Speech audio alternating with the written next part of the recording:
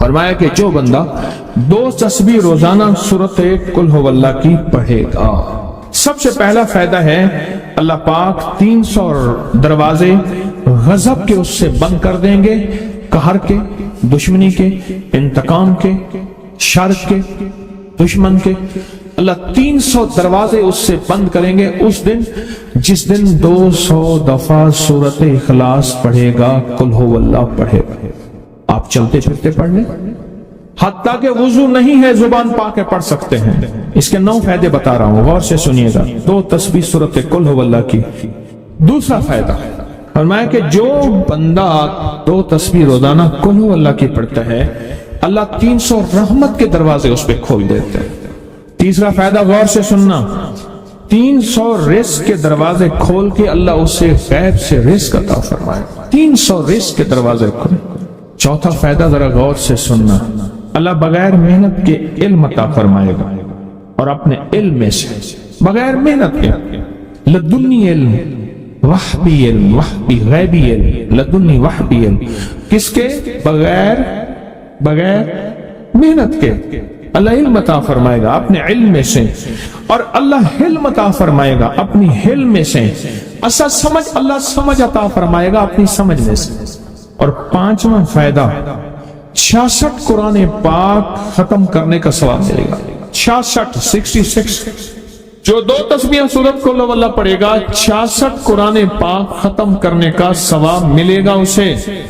اور اس کا 6واں فائدہ ہے 50 سال کے گناہ معاف ہو جائیں گے۔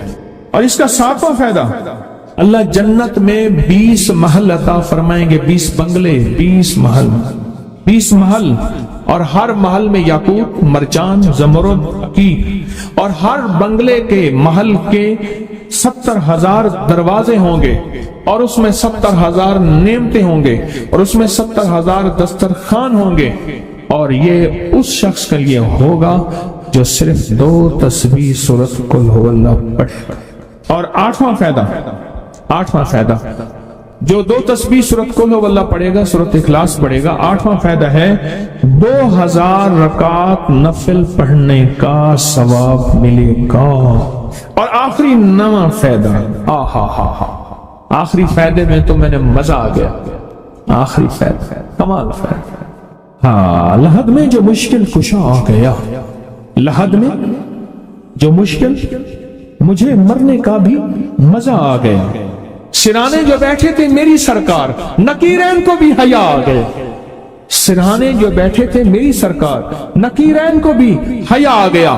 محمد محمد محمد محمد صلی اللہ علیہ وسلم، محمد محمد محمد محمد میں کہتا رہا، نور کے موتیوں کی لڑی بن گئی، آیتوں سے ملاتا رہا آیتیں، پھر جو دیکھا تو نعت نبی بن گئی، حسن جنت کو جب بھی سمیٹا گیا، مصطفیٰ کے نگر کی گلی بن گئی۔ حسن جنت کو جب بھی سمیٹا گیا، مصطفیٰ کے نگر کی گلی بن گئی۔ اب سنیں یہ سورۃ اخلاص کہاں کام دے گی؟ یہ قبر میں، یہ زندگی میں، فرمایا کب ایک حسین آدمی ہوگا، قبر میں ساتھی بن جائے گا، اس کو نکیرین کے سوالوں کے جواب دے گا، اور یہ بندہ ٹھاٹ سے ہوگا۔ جب سانس کو بحال ہوگا، سانس میں سانس آئے گا، پوچھے گا تو کون ہے؟ یاد نہیں ہے، میں وہ قرآن ہوں جو تو پڑھتا تھا، تو مجھے نہیں بولا، میں تجھے نہیں بولا۔ اب سنیں 9واں اور آخری فائدہ جو اس کا بتا رہا ہوں، بہت فائدے ہیں، میں نے اس کے 9 فائدے بتائے ہیں۔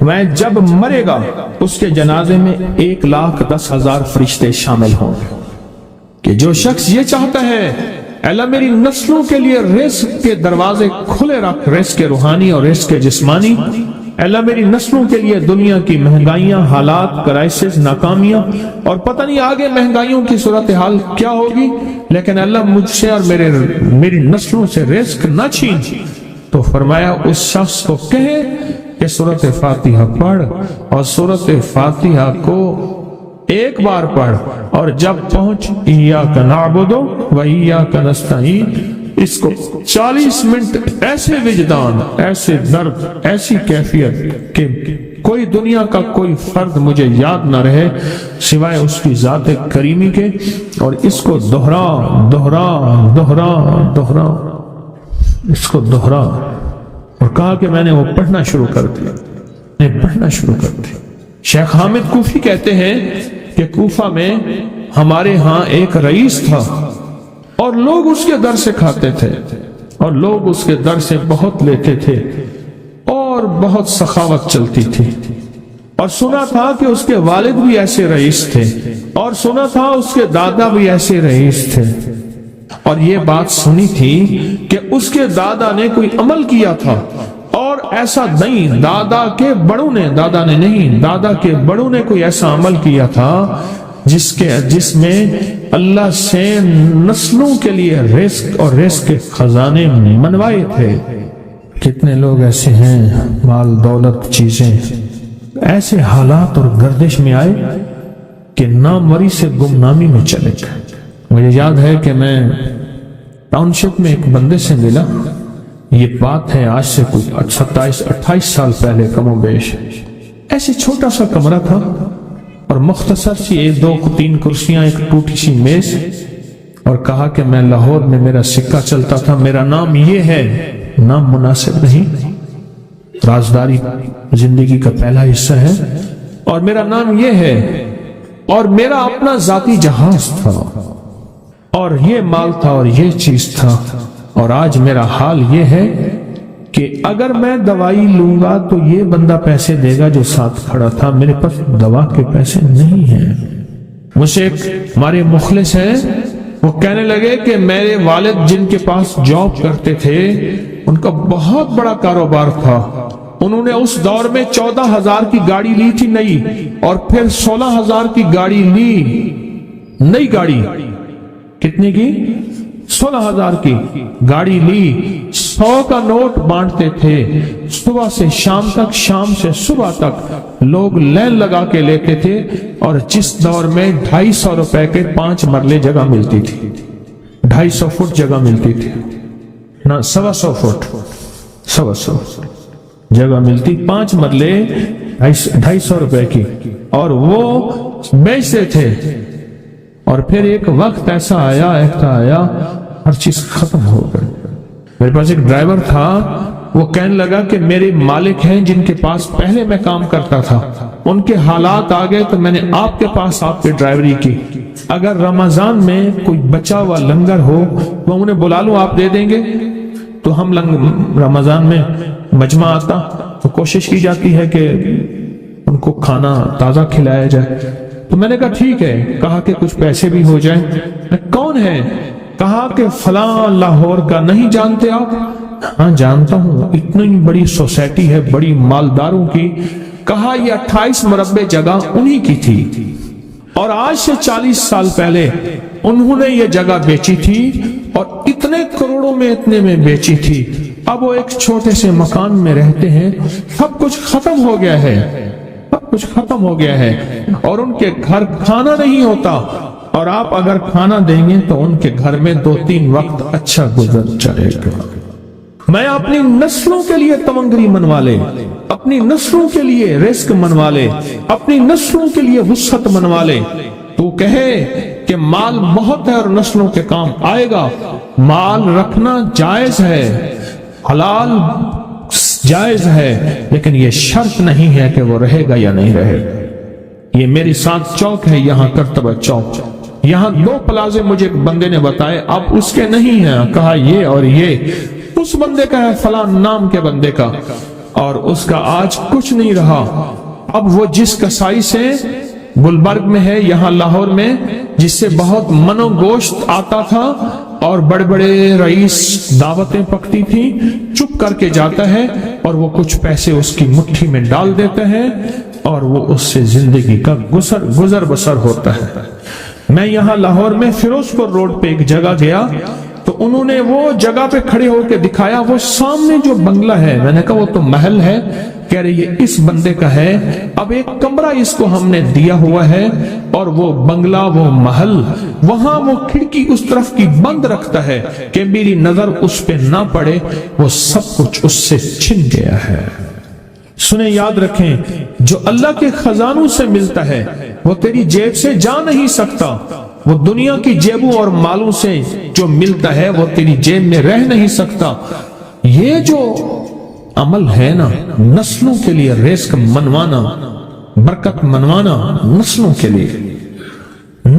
لیے رزق منوانا، نسلوں کے لیے برکت منوانا، یہ جو عمل ہے بس. اب میں نے آپ کو عرض کیا نا کہ آپ پوچھیں کتنے دن کریں گے، میں نے کہا دل خود بولے گا، من خود بولے گا، اندر خود بولے گا. یعنی آپ کو کچھ واقعات سنائے ہیں، بڑی بڑی ہستیوں کے واقعات، بڑی بڑی ہستیوں کے واقعات. یہ اس میں سعودی عرب مکہ مکرمہ میں ایک جگہ ہے، اس کا نام خالدیہ ہے سوسائٹی. میں وہاں ایک عرب سے ملا، شیخ ابو ترکی اسے کہتے تھے. تو اردو عربی تو مجھے آتی نہیں، بس تھوڑی بہت ایسے شدھ بدھ ہے. تو وہ تھوڑی ہی دیر میں کہتے تھے، ایسے اٹھتے تھے نا، کہتے تھے اللہم ایاک نعبد و ایاک نستعین. میری ان سے چند ملاقاتیں ہیں. بوڑھے تھے، بابے تھے، کہ ان کے بڑے آئے تھے، اصل میں خلافت عثمانیہ تھی تو ان کے بڑے ترکیہ سے آئے تھے، تو پھر مکے میں رہتے تو وہیں کے ہو گئے.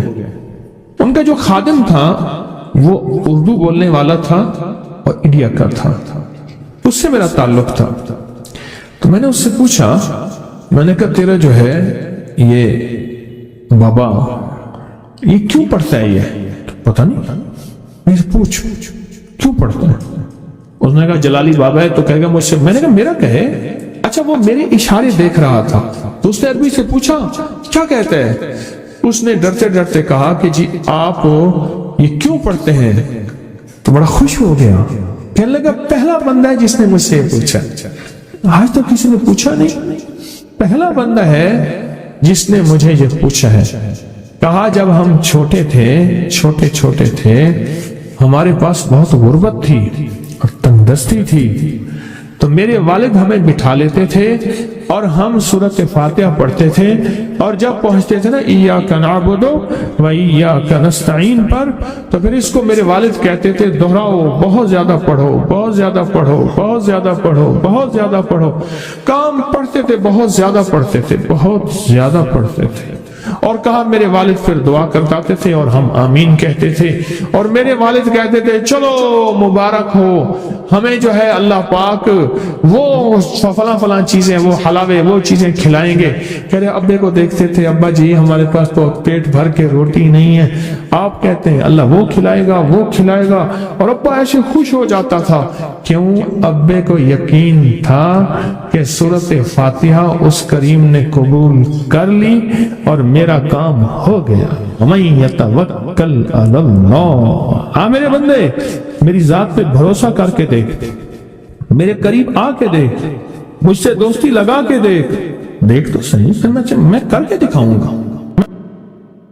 ہمارے یہاں ایک پیر صاحب تھے، میرے والد صاحب رحمۃ اللہ علیہ، ان کا باغ اور ہمارا باغ آپس میں اب بھی ایک ہی ہے، دیوار کے ساتھ دیوار ہے، بنے کے ساتھ بنے. تو وہ ان کے ہاں گئے تو ایک بابا جی جھاڑو دے رہے تھے، اور صبح شام کی روکی سوکی ملتی تھی، اور بس ہر وقت غلامی ہوتی تھی، ہر وقت غلامی ہوتی تھی. تو مجھے والد صاحب نے بتایا کہ میں اس بندے کو جانتا ہوں، اس نے اتنی مربع، اتنی ایکڑ، اتنی زمین جو ہے اٹھا کے ساری پیر صاحب کو دے دی، اور ساری زندگی پیر صاحب کے 2 وقت کی ایک سوکھی پوکی روٹی، آخر وہیں مر گیا اور اس کو کفن دے کے دفن.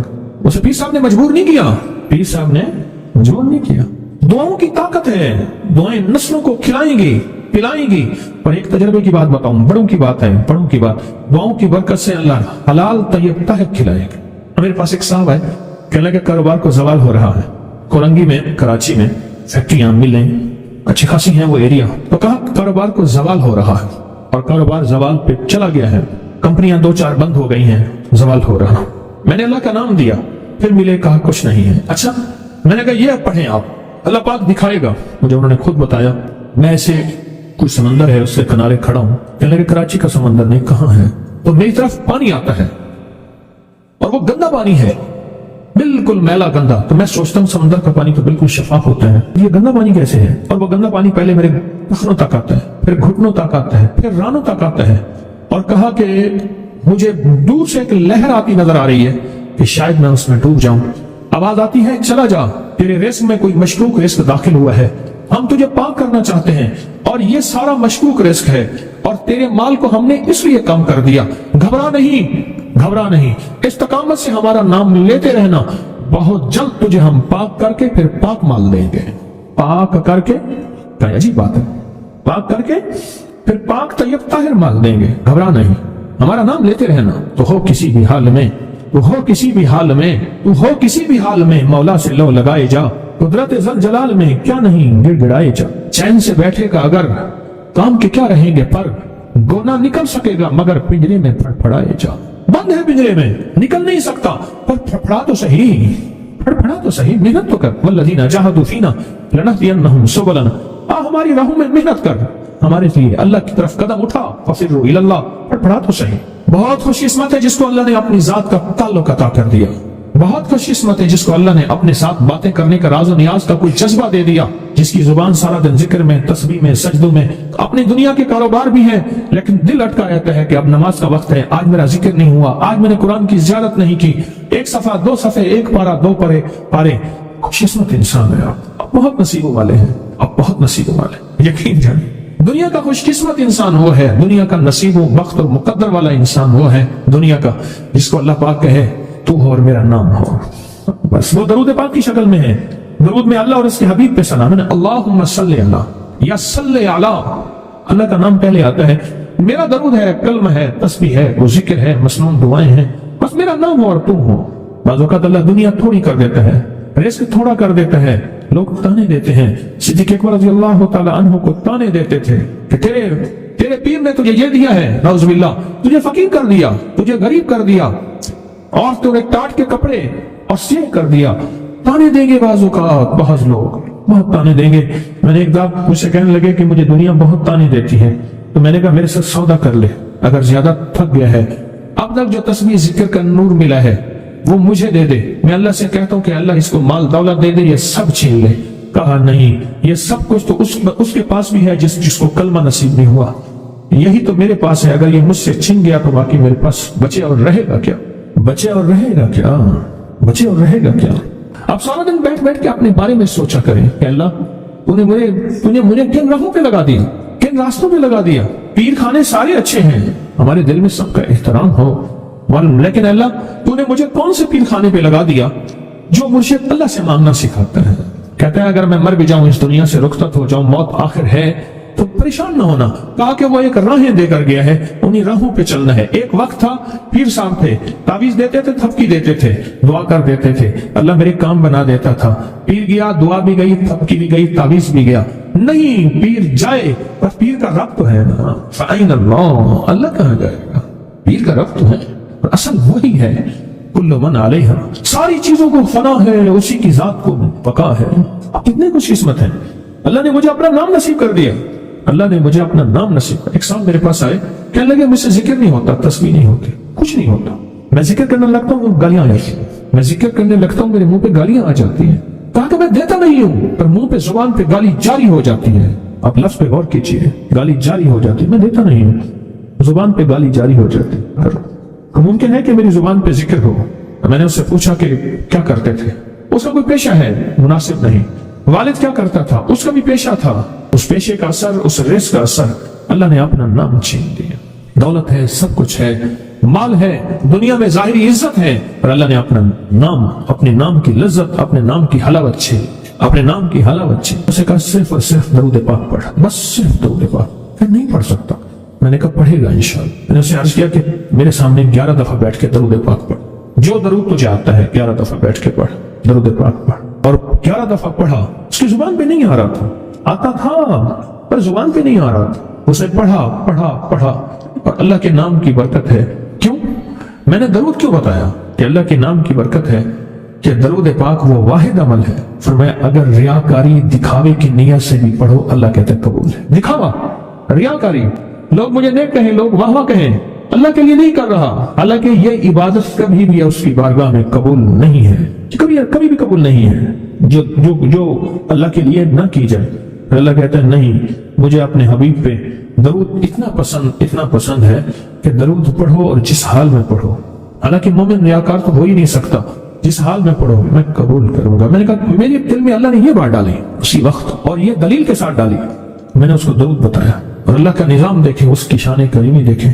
پھر جو اس کی زبان پہ درود جاری ہوا، مجھ سے کہنے لگا کہ میں ہفتے میں 1.25 لاکھ کر لیتا ہوں، ہفتے میں 1.25 لاکھ کر لیتا۔ ایک دم اس نے مجھے عجیب خواب سنایا، کچھ خواب ایسے ہیں جو یاد رہتے ہیں. کہنے لگے میں دیکھا کہ پہاڑ ٹکڑے ٹکڑے ہو رہے ہیں, ہر چیز ٹوٹ رہی ہے, اور ایک شور ہے, کوئی گونج ہے, اس کی وجہ سے ہر چیز ختم ہو چکی. اور مجھے کسی نے کہا قیامت آ گئی ہے. پریشان ہوں, کہاں جاؤں؟ ان المفر کلا لا وزر الى ربک یومئذ المستقر. کہاں جاؤں؟ آخرکار کہا کہ میرے ساتھ ایک بندہ دوڑتا ہامتا کامتا آیا, اور وہ بھی پریشان تھا. میں نے کہا یہ بھی دیکھنا ہے. پوچھا کہاں؟ کہا قیامت آ گئی, کہاں جاؤں؟ بس ہم دونوں پھر ایک طرف دوڑ پڑے, ایک طرف دوڑ پڑے. آگے دیکھا تو ایک بہت بڑا ترازو ہے, اور مجھے پکڑ کے کہا تیرا نام اعمال ہے, جلدی کر. کہا کہ میرے پاس ایک طرف پہاڑ کے پتھر کالے تھے, اور اس میں کوئی کالے جانور تھے, اور کہا یہ سارا تیرا گناہ ہے, سب ہے. اور ایک طرف ترازو تھا, اس میں چند ذرے تھے اور کچھ بھی نہیں تھا. کہا یہ تیری نیکیاں ہیں. کہا میں نے سمجھا بس ختم ہو گیا. اللہ پاک جل شانہ کے فرشتے آگے بڑھے اور کچھ چیزیں اٹھا کے نا ایسے ترازو میں ڈالتے جا رہے تھے جو نظر نہیں آ رہی تھی, پر ایسے محسوس ہو رہا تھا کہ ان کے ڈالنے سے ترازو ایک دم ہلا ہے, کوئی وزنی چیز آئی ہے. ابھی بہت سارا باقی تھا کہ ترازو میرا چھپ گیا اور میں جا کو کامیاب ہے. میں نے پوچھا یہ کون سا عمل ہے؟ کہا تو نے عشق اور جذبے کے ساتھ, عشق اور جذبے کے ساتھ, عشق اور جذبے کے ساتھ وہ جو درود پاک پڑھا تھا, یہ وہی عمل. اگر قیامت کے دن بندہ جائے گا, قبر میں جب بندہ جائے گا تو وہ بندہ جو ہے پریشان ہوگا, تو اچانک ایک دروازہ کھلے گا, اس میں روشنی آئے گی, اور ایک نیک جوان سارے خوبصورت اس کے ساتھ بیٹھے گا, اور اس کے ہر سوال کا جواب دیا جاتا جائے گا, جاتا جائے گا ہر سوال کا جواب, اور منکر نکیر چلے جائیں گے, اور اس کی قبر میں جنت کی کھڑکیاں کھل جائیں گے, جنت کے دروازے کھل جائیں گے. پوچھے گا یہ کیا ہے, آپ کون ہیں؟ کہا وہ درود ہوں جو دنیا میں تو اٹھتے بیٹھتے سوتے جاگتے پڑھتا تھا. وہ درود تو دنیا میں مجھے نہیں بھولا تھا, آج میں تجھے نہیں بھول. کبھی نہ سوچے ہیں کہ مجھے تسبیح سے, ذکر سے, درود سے, کلمے سے, سورت اخلاص سے اور اس دعا سے کچھ نہ ملا, کیونکہ آپ کو یہ کانوں میں ڈالنے والے بہت ملیں گے. کیا پایا, کیا ملا؟ فلاں کو تو یہ ملا, فلاں کو تو یہ ملا, تجھے کیا ملا؟ بہت ملیں گے, بہت ملیں گے. اور ایسے لوگ ملیں گے کہ جس کا گمان سے والا تر ہے. ایسی دلیلوں کے ساتھ بات کریں گے, آپ کے قدم ڈگمگا جائیں گے, کھل جائے گا, اور انسان سوچنے لگ جائے گا کہ میں نے تسبیح خانے کا انتخاب غلط کیا. یا پھر اپنے شیخ اور مرشد کے بارے میں وساوس اور بدگمانیوں کی بھار مار کر دے گا, اور شیخ اور مرشد کی جاسوسی اور تعقب پہ لگا دے گا, اور بدگمانیاں, شک بڑھ جائیں گے. اگر شک اور وسوسے بدگمانیاں بڑھ گئے ہیں تو سمجھ لیں کچھ تھا تو چور آیا, اگر نہ تھا تو چور کہاں آتا. اب اپنے آپ کو یہیں سنبھالنے کی ضرورت.